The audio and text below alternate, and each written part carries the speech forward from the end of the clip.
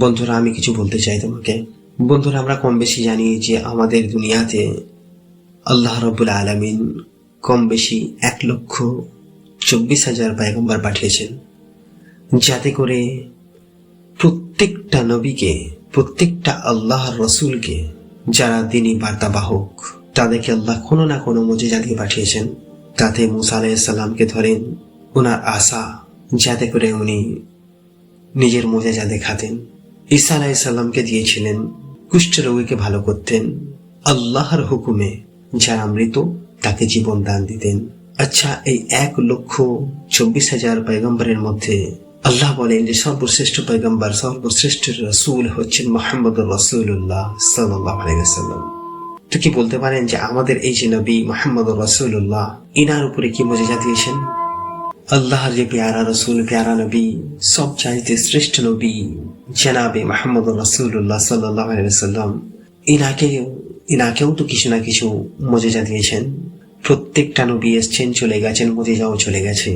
কিন্তু আমাদের রসুল, আমাদের নবী মুহাম্মদুর রাসূলুল্লাহ সাল্লাল্লাহু আলাইহি ওয়াসাল্লাম, ওনাকে যে মুজিজা দেওয়া হয়েছে, ওই মুজিজাও চলে গেছে নাকি? নাই, দুনিয়াতে রয়েছে।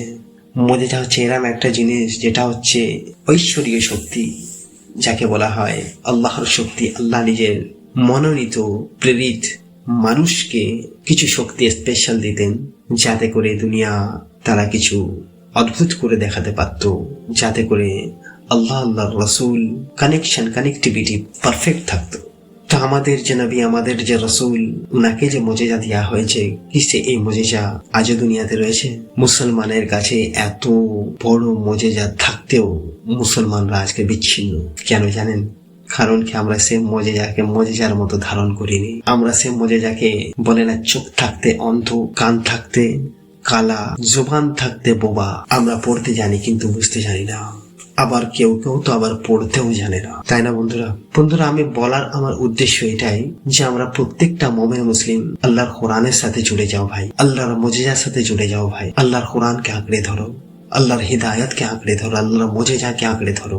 যদি এই দুনিয়াতে ও আখিরাতে কামিয়াব হতে চাও ভাই, আঁকড়ে ধরো।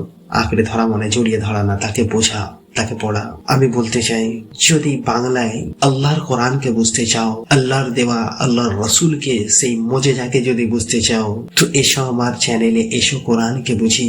আমি কোরআনকে সূরাতুল ফাতিহা থেকে সূরাতুন নাস পর্যন্ত বাংলা মিনিং শুরু, আয়াতের ব্যাখ্যা আমি বোঝাতে চাই, আমি তোমাদেরকে দিতে চাই, পড়ে শোনাতে চাই। কি নিজের ব্যস্ত জীবনের মধ্যে থেকে কিছু সময় বার করতে পারবে না যে আল্লাহর দ্বীনের সাথে জুড়ে যাবে? যদি তোমাদের মনে হয় যে না, কোনো স্বার্থ আছে, তো অবশ্যই কিছু স্বার্থ থাকতে পারে আমার, কিন্তু সব চাইতে বড় স্বার্থ আল্লাহর কসম তোমার আছে। তুমি তোমার রবকে চিনতে পারবে, নিজের দ্বীনের সাথে জুড়তে পারবে, হিদায়াত পেতে পারবে, যাতে করে এই দুনিয়াতে কামিয়াব, আখিরাতে কামিয়াব হতে পারবে। যদি আল্লাহর রসুলকে ভালোবাসো, তো এসো আমার চ্যানেলকে সাবস্ক্রাইব করো, আল্লাহর দ্বীনের সাথে জুড়ে যাও। কেননা ভাই, কোরআন আসমান থেকে এসছে, যে এই কোরআনের সাথে লেগে যায় তার কিন্তু মর্যাদা কোরআনের মতো আসমানের দিকে উঠতে থাকে।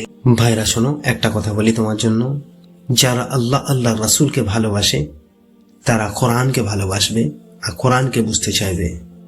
আর যারা কোরআনকে বুঝতে চাইবে তারা আমার চ্যানেল এসো কোরআনকে বুঝিয়ে চ্যানেলকে সাবস্ক্রাইব করতে চাইবে।